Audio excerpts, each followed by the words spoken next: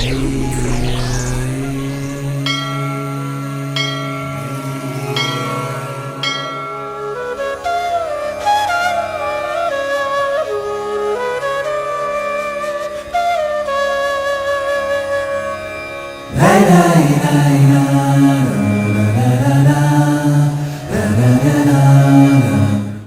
ಶ್ರೀ ರಾಘವೇಂದ್ರಾಯ ನಮಃ.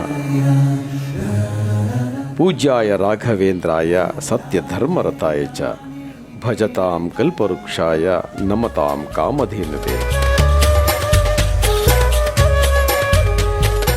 ಸುಚೇತನರಿಂದ ಮುಕ್ತಿಗಾಗಿ ಅವಿಚ್ಛಿನ್ನವಾಗಿ ಸಾಧನೆ ಮಾಡಲ್ಪಡುತ್ತಿರುವ ಪರಮಾತ್ಮನಿಂದ ಸ್ಪಷ್ಟವಾದ ವಿಶಾಲವಾದ ಈ ಜಗತ್ತು ಸತ್ಯವಾದದ್ದು. ಮಾಡುವಿಕೆ, ಬಿಡುವಿಕೆ, ವಿರುದ್ಧವಾಗಿ ಮಾಡುವಿಕೆ, ಪೋಷಿಸುವಿಕೆ, ಪಾಲಿಸುವಿಕೆ ಇತ್ಯಾದಿಗಳು ಸರ್ವಜ್ಞನಾದ ಸರ್ವತಂತ್ರಗಳಲ್ಲಿ ಸ್ವತಂತ್ರನಾದ ಶ್ರೀಹರಿಯ ಲೀಲೆ ಒಂದೇ ಎರಡೇ. ಬಣ್ಣಿಸಲು ಪದಗಳೇ ಇಲ್ಲ. ಆತನು ಸರ್ವಕಾಲಕ್ಕೂ ಸರ್ವರ ಸರ್ವ ವ್ಯವಸ್ಥೆಗಳಲ್ಲಿಯೂ ಅಗೋಚರವಾಗಿ ಮಹಾಶಕ್ತಿಯ ಸಂಪನ್ನನಾಗಿರುವನು.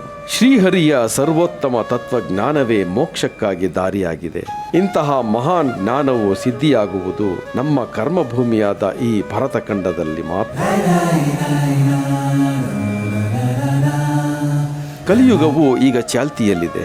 ಇದು ಸಮಸ್ತ ಸಜ್ಜನರಿಗೂ ಕಂಟಕಪ್ರಾಯವಾಗಿರುವುದರಿಂದ ತಾವು ಅಂದುಕೊಂಡ ಹಾಗೆ ಮುಕ್ತಿ ಮಾರ್ಗ ಕಾಣದೆ ಚಡಪಡಿಸುವ ಮುಕ್ತಿಯೋಗ್ಯ ಚೇತನರು ತಾವು ಸಾಧಿಸುವ ಸಾಧನೆಗಾಗಿ ಬಹಳಷ್ಟು ಕಷ್ಟ ಕಾರ್ಪಣ್ಯಗಳನ್ನು ಎದುರಿಸಬೇಕಾಗುತ್ತದೆ. ದುಷ್ಟ ಜನರ ದುಷ್ಕೃತ್ಯಗಳೇ ಎಲ್ಲೆಲ್ಲೂ ತಾಂಡವವಾಡುತ್ತಾ ಅಧರ್ಮ, ಅಶಾಂತಿ, ಹಿಂಸೆ, ಕ್ರೌರ್ಯ, ನೀಚತನಗಳ ಅಟ್ಟಹಾಸವೇ ಎಲ್ಲೆಲ್ಲೂ ವಿಜೃಂಭಿಸುತ್ತಿದೆ. ಇಂತಹ ಕಲಿಯುಗದ ಕರ್ಮಕಾಂಡವನ್ನು ಗಮನಿಸಿ ಸಜ್ಜನರ ಪಕ್ಷಪಾತಿಗಳಾದ ಸಾತ್ವಿಕರಾದ ದೇವಾನುದೇವತೆಗಳು ಎಲ್ಲರೂ ಸೇರಿ ಶ್ರೀಹರಿಗೆ ಸಜ್ಜನರನ್ನು ಉದ್ಧಾರ ಮಾಡಬೇಕೆಂದು ಮೊರೆ ಇಡುತ್ತಾರೆ. ಆಗ ಇವರ ಮೊರೆಗೆ ಓಗೊಟ್ಟು ಶ್ರೀಹರಿಯು 3 ಯುಗದಲ್ಲಿ ಮಾತ್ರ ಅವತಾರವೆತ್ತುವ ಸತ್ಯ ಸಂಕಲ್ಪ ಮಾಡಿದ ಶ್ರೀಹರಿಯು ಕಲಿಯುಗದಲ್ಲಿ ತನ್ನ ಅವತಾರವಿಲ್ಲವೆಂದು ಯೋಚಿಸಿ ವೇದ ಶಾಸ್ತ್ರಗಳಲ್ಲಿ ರಹಸ್ಯವಾದ ತತ್ವ ಸಿದ್ಧಾಂತಗಳನ್ನು ಹುಡುಕಿ ಅವುಗಳಲ್ಲಿ ಅಡಗಿರುವ ಜ್ಞಾನ ವಿಜ್ಞಾನವನ್ನು ಸಜ್ಜನರಿಗೆ ಅರ್ಹರೆನಿಸಿದವರಿಗೆ ಕೈಗೆಟಕುವಂತೆ ಮಾಡಿ ಪುರುಷಾರ್ಥ ಸಾಧನೆಗಳಲ್ಲಿ ಕೊನೆಯದಾದ ಮೋಕ್ಷಕ್ಕೆ ಸಾಧನವನ್ನು ತೋರಿ ಆ ಮೂಲಕ ಸ್ವರೂಪಾನಂದ ರೂಪವಾದ ಮೋಕ್ಷ ಪ್ರಾಪ್ತಿಯನ್ನುಂಟು ಮಾಡಲು ತನಗೆ ಅತ್ಯಂತ ಪ್ರೀತಿ ಪಾತ್ರರಾದ ಜೀವೋತ್ತಮರಾದ ಮುಖ್ಯ ವಾಯುದೇವನನ್ನು ಸಜ್ಜನರ ಉದ್ಧಾರಕ್ಕಾಗಿ ದುರ್ಜನರ ಸರ್ವನಾಶಕ್ಕಾಗಿ ಈ ಭೂಮಂಡಲದಲ್ಲಿ ಅವತರಿಸಲು ಅಪ್ಪಣೆ ಕೊಟ್ಟು ಅಭಯವನ್ನು ನೀಡಿದನು. ರಾಮಾವತಾರ ಕಾಲದಲ್ಲಿ ಭಕ್ತಿಗೆ ಹೆಸರಾದ ಹನುಮಂತನಾಗಿಯೂ ಕೃಷ್ಣಾವತಾರ ಕಾಲದಲ್ಲಿ ಪ್ರಚಂಡ ಪರಾಕ್ರಮಿ ಭೀಮನಾಗಿಯೂ ಅವತಾರವೆತ್ತಲಾಯಿತು. ಶ್ರೀಹರಿಯ ಪರಮಪ್ರಿಯರಾದ ಮುಖ್ಯ ಪ್ರಾಣ ದೇವರು ಈ ಕಲಿಯುಗದ ಪರಿಸ್ಥಿತಿಯನ್ನು ಗಮನಿಸಿದ ಶ್ರೀಹರಿಯ ಆಜ್ಞೆಯಿಂದ ಪುನಃ ಉಡುಪಿಯ ಹತ್ತಿರವಿರುವ ಪಾಜಕ ಕ್ಷೇತ್ರದಲ್ಲಿ ಮಧ್ವಾಚಾರ್ಯರಾಗಿ ಅವತರಿಸಿ ಅರ್ಹರಾದ ಸಜ್ಜನರಿಗೆ ಮುಕ್ತಿ ಮಾರ್ಗ ತೋರಿಸಿದರು. ದೇವತಾ ಕಾರ್ಯ ಮುಗಿಯುತ್ತಿದ್ದಂತೆಯೇ ಸುಮಾರು 8 ಶತಮಾನಗಳ ಹಿಂದೆಯೇ ಮಾಘ ಶುದ್ಧ ನವಮಿಯ ದಿನ ಶಿಷ್ಯರಿಗೆ ಐತರೇಯೋಪನಿಷತ್ತಿನ ಪಾಠ ಮಾಡುತ್ತಿರುವಾಗ ದೇವಾನುದೇವತೆಗಳು ಮೇಲಿಂದಲೇ ಪುಷ್ಪವೃಷ್ಟಿ ಕರೆಯುತ್ತಿರಲು ಆ ಹೂವಿನ ರಾಶಿಯಲ್ಲಿಯೇ ಸಶರೀರವಾಗಿ ಅದೃಶ್ಯರಾದರು.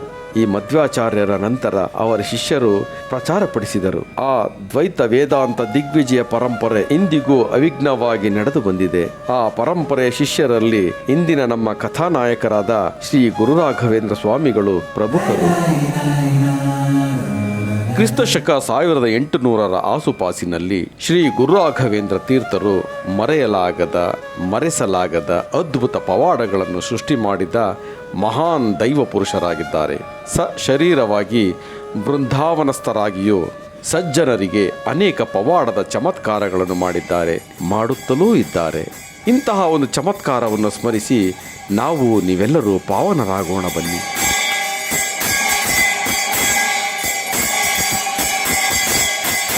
ಶ್ರೀ ಗುರುರಾಘವೇಂದ್ರ ಸ್ವಾಮಿಗಳು ದ್ವೈತ ವೇದಾಂತ ದಿಗ್ವಿಜಯ ಪರಂಪರೆಯ ಪ್ರಚಾರ ಕಾರ್ಯದ ಪ್ರವಾಸದಲ್ಲಿದ್ದಾಗ ಆಕಸ್ಮಿಕವಾಗಿ ಒಬ್ಬ ಕುರಿಗಾಹಿಯನ್ನು ಭೇಟಿಯಾಗುತ್ತಾರೆ. ಆ ಕುರಿಗಾಹಿ ರಾಯರ ಆರಾಧಕ, ಅನುಯಾಯಿ ಮತ್ತು ಪರಮ ಭಕ್ತನಾಗಿರುತ್ತಾನೆ.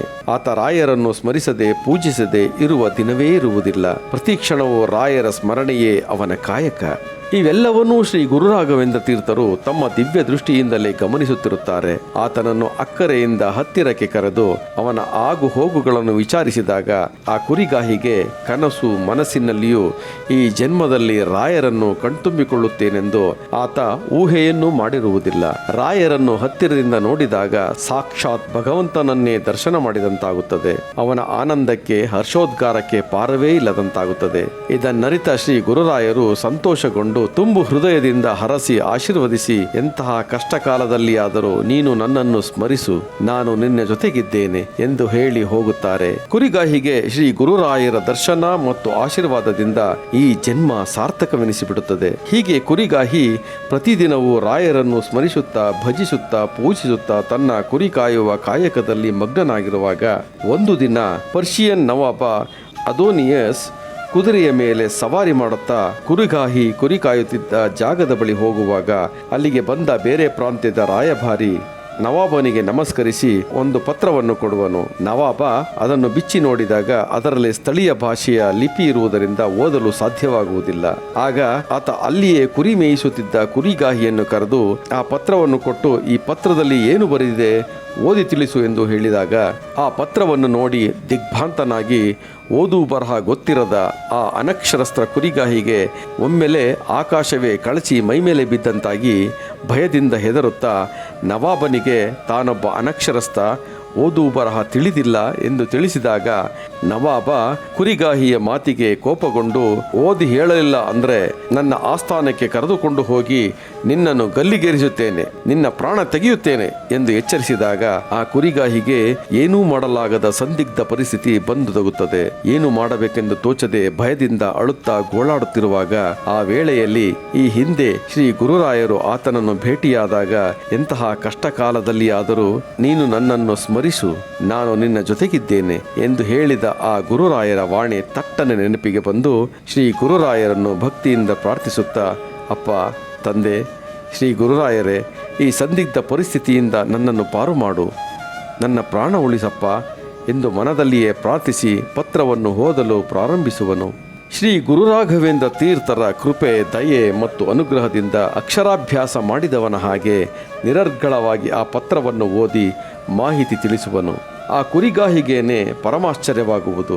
ಆ ಪತ್ರದಲ್ಲಿ ಶುಭ ಸಮಾಚಾರವಿದ್ದರಿಂದ ನವಾಬನಿಗೆ ಸಂತೋಷವಾಗಿ, ಅಲ್ಲಯ್ಯ, ನೀನೊಬ್ಬ ಅನಕ್ಷರಸ್ಥ, ಹೇಗೆ ಈ ಪತ್ರವನ್ನು ಸುಲಭವಾಗಿ ಓದಿದೆ ಎಂದು ಕೇಳಿದಾಗ ಕುರಿಗಾಹಿ, ನಾನೊಬ್ಬ ಓದು ಬರಹ ಗೊತ್ತಿಲ್ಲದ ಅನಕ್ಷರಸ್ಥ ನಿಜ, ಆದರೆ ನಾನು ಹೇಗೆ ಓದಿದೆನೆಂದು ನನಗೆ ಗೊತ್ತಿಲ್ಲ. ನಾನು ಶ್ರೀ ಗುರುರಾಯರನ್ನು ಸ್ಮರಿಸಿದ್ದೆ ಅಷ್ಟೇ, ಇದರಲ್ಲಿ ನನ್ನದೇನೂ ಇಲ್ಲ, ಎಲ್ಲ ಶ್ರೀ ಗುರುರಾಯರ ಅನುಗ್ರಹ ಎಂದು ತಿಳಿಸಿದಾಗ ನವಾಬ ಅಲ್ಲಿಂದಲೇ ಕುರಿಗಾಹಿಯೊಂದಿಗೆ ಹೊರಟು ಶ್ರೀ ರಾಘವೇಂದ್ರ ಸ್ವಾಮಿಗಳನ್ನು ಭೇಟಿಯಾಗಿ ಅವರ ಪಾದಕ್ಕೆ ಶರಣಾಗಿ ಅವರ ದಾಸನಾಗಿ ಬಿಟ್ಟ. ಆ ಕುರಿಗಾಹಿಗೆ ತನ್ನ ಆಸ್ಥಾನದಲ್ಲಿ ಮಂತ್ರಿಯಾಗಿ ನೇಮಿಸಿಕೊಳ್ಳುತ್ತಾನೆ. ಹೀಗೆ ಇಂತಹ ಹಲವಾರು ಘಟನೆಗಳು, ಪವಾಡಗಳು ಶ್ರೀ ಗುರುರಾಯರು ಭೌತಿಕವಾಗಿದ್ದಾಗಲೂ ಇಂದು ಬೃಂದಾವನದಲ್ಲಿ ಸಶರೀರವಾಗಿ ಧ್ಯಾನದಲ್ಲಿ ಕುಳಿತು ಮಾಡುತ್ತಿದ್ದಾರೆ. ಶ್ರೀ ರಾಘವೇಂದ್ರ ಸ್ವಾಮಿಗಳನ್ನು ನಂಬಿದ ಸಜ್ಜನ ಭಕ್ತ ಕೋಟಿಗೆ ಒಂದಲ್ಲ ಒಂದು ರೀತಿ ಅವರ ಕಷ್ಟ ಕಾರ್ಪಣ್ಯಗಳಿಗೆ ಪವಾಡ ಸೃಷ್ಟಿಸಿ ನೆರವಾಗುತ್ತಾ ಬಂದಿದ್ದಾರೆ. ಶ್ರೀ ಗುರುರಾಯರ ದಿವ್ಯ ದೃಷ್ಟಿ ಸಜ್ಜನ ಭಕ್ತರ ಮೇಲೆ ಒಮ್ಮೆ ಬಿದ್ದರೆ ಆಯಿತು. ಎಂತಹ ಸಂದಿಗ್ಧ ಪರಿಸ್ಥಿತಿಯಲ್ಲೂ ರಾಯರು ನಮ್ಮ ಜೊತೆಗಿರುತ್ತಾರೆ ಅನ್ನುವುದರಲ್ಲಿ ಸಂಶಯವೇ ಇಲ್ಲ. ಶ್ರೀ ರಾಘವೇಂದ್ರ ಸ್ವಾಮಿಗಳ ಕೃಪೆಗೆ, ಅನುಗ್ರಹಕ್ಕೆ ನಾವು ನೀವೆಲ್ಲರೂ ಪಾತ್ರರಾಗೋಣ. ಭಕ್ತಿ ಭಾವದಿಂದ ಭಜಿಸೋಣ. ಯಾವ ಜಾತಿ ಮತ ಭೇದ ಭಾವವಿಲ್ಲದೆ ಒಂದಾಗಿ ಬಾಳೋಣ. ಶ್ರೀ ಗುರುರಾಘವೇಂದ್ರ ಸ್ವಾಮಿಗಳ ಕೃಪೆಗೆ ಪಾತ್ರರಾಗೋಣ ಎನ್ನುತ್ತಾ ಈ ಸಂಚಿಕೆಯನ್ನು ಮುಗಿಸುತ್ತಾ ಇದ್ದೇವೆ. ಜೈ ಶ್ರೀ ಗುರುರಾಘವೇಂದ್ರ ಸ್ವಾಮಿಯೇ ನಮಃ.